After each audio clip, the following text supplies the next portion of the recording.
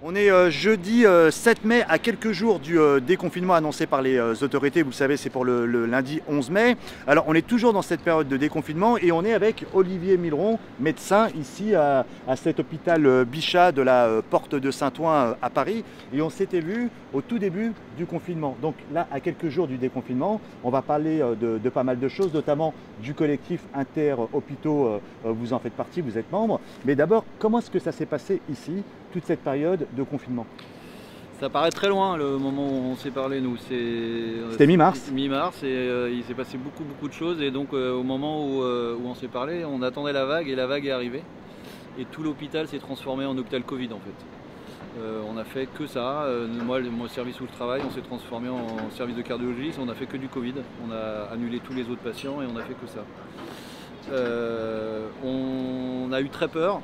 La peur, c'était d'avoir des patients fortement malades qui avaient besoin de réanimation et qui n'avaient pas eu de place en réanimation.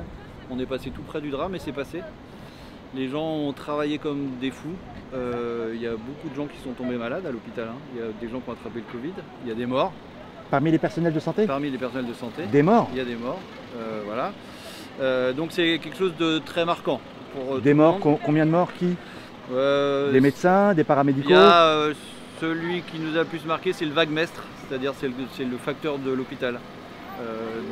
Voilà, comme souvent, dans ce qui se passe avec la maladie, c'est que c'est les plus fragiles qui sont touchés dans cette maladie. On voit bien ce qui se passe en Seine-Saint-Denis. Enfin voilà, ce virus, il révèle beaucoup de choses de notre société. Et donc voilà, ici aussi, ça a été ça. Voilà. On a tous eu des histoires difficiles de patients qu'on a pris en charge qui étaient trop fatigués pour aller en réanimation, qui n'avaient pas de place. Enfin, voilà. Donc ça a été très compliqué. Et en même temps, on a été nous-mêmes étonnés de la capacité qu'a eu l'hôpital à s'adapter à ça. On nous explique depuis des années que le problème de l'hôpital, c'est l'organisation. Et là, en fait, ça a été un truc de fou. Les médecins ont pris la main, l'administration suivait, on disait ce dont on avait besoin et tout venait. Ce qui n'est pas arrivé depuis des années et des années à l'hôpital, et ça a très bien marché.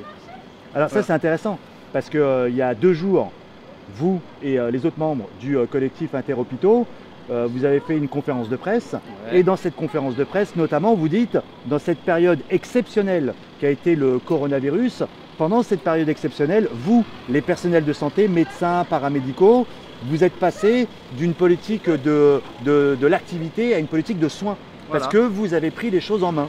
Et puis il fallait sauver les gens et donc l'administration ne discutait pas. Il ne nous parlait pas d'argent, il ne nous parlait pas de rentabilité, de malades qui rapportent et des choses comme ça. De tarification à l'acte. De tarification à l'acte, voilà. Donc tout ça s'est arrêté pendant 2 mois et ça a bien marché.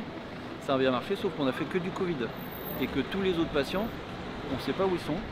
Et là, ils sont en train de revenir doucement, mais nous, on est très inquiets. On est très inquiets parce que quand on s'est vu avant, on vous disait, ça fait des mois qu'on est mobilisé parce qu'on manque de moyens à l'hôpital. On a maintenant du Covid et on sait qu'on va avoir des patients qui sont infectés par le Covid pendant plusieurs mois, même si les réanimations sont un peu moins pleines, le virus continue à circuler. Et il faut qu'on s'occupe des autres patients dont on s'occupait avant, mais avec un manque de moyens. Et là, il n'y a pas d'annonce du tout de ce gouvernement sur une augmentation de moyens. Donc nous, on était très inquiets avant, on a eu une énorme vague, on a bossé, il y a eu de la casse, mais maintenant il faut qu'on reprenne le Covid, plus ce qu'on faisait avant, et il n'y a toujours rien qui est annoncé. Donc du coup, avec le déconfinement qui arrive dans quelques jours, est-ce que vous ne craignez pas que vos revendications passent à l'as ? Et qu'on ne parle plus que de déconfinement et plus du tout de l'enjeu de sauvegarde de l'hôpital public.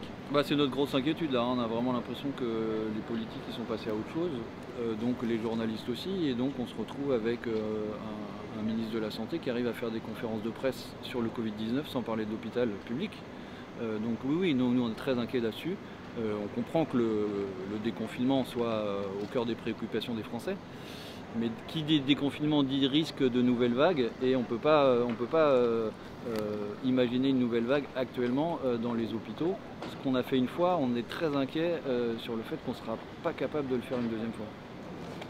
Et pour bien comprendre, la gestion du Covid par les personnels de santé dans l'hôpital public a pu se faire de façon exceptionnelle parce que c'est vous qui vous êtes donné les moyens.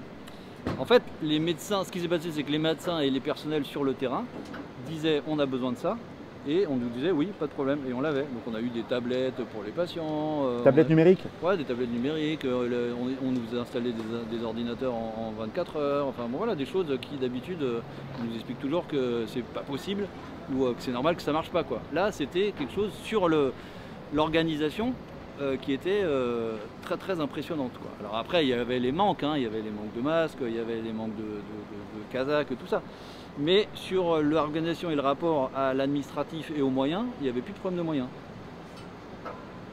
Une parenthèse exceptionnelle. Nous, ce qu'on dit, c'est qu'on veut les mêmes moyens qu'on a eu pendant le Covid pour soigner les patients, tous les patients, après le Covid, les Covid et les non-Covid, on veut les mêmes moyens qu'on a eu pendant le Covid, il n'y a pas de raison. C'est-à-dire que vous voulez remettre au centre de l'hôpital public la question du soin et non pas de l'activité. Bien sûr, voilà. Parce que là, on s'aperçoit que d'une part, les gens, quand on leur demande de faire du soin, ils sont capables de faire des choses exceptionnelles. Là, c'est-à-dire qu'on a retrouvé un sens du travail en équipe, du plaisir de travailler, même si c'était très très dur. Le sens de dire, bah voilà, on a un but commun, on s'organise, toutes les équipes ont travaillé ensemble, il n'y avait plus du tout de compétition entre les services, voilà, parce qu'il y avait des moyens, donc on n'avait pas besoin de se battre pour le peu de moyens qu'il y avait. On savait qu'il y avait des moyens avec un but commun, et il y a eu plein de gens qui ont retrouvé du sens dans cette crise-là. Donc ça, il faut que ça continue. Donc du sens parce que du soin plutôt que de l'activité, autrement dit, pour vulgariser, de l'humain plutôt que de l'argent, quoi. Tout à fait, c'est exactement ça. Donc on est passé on est sorti des tableaux Excel pour appeler des familles et passer du temps avec des gens et personne ne nous demandait des comptes là-dessus.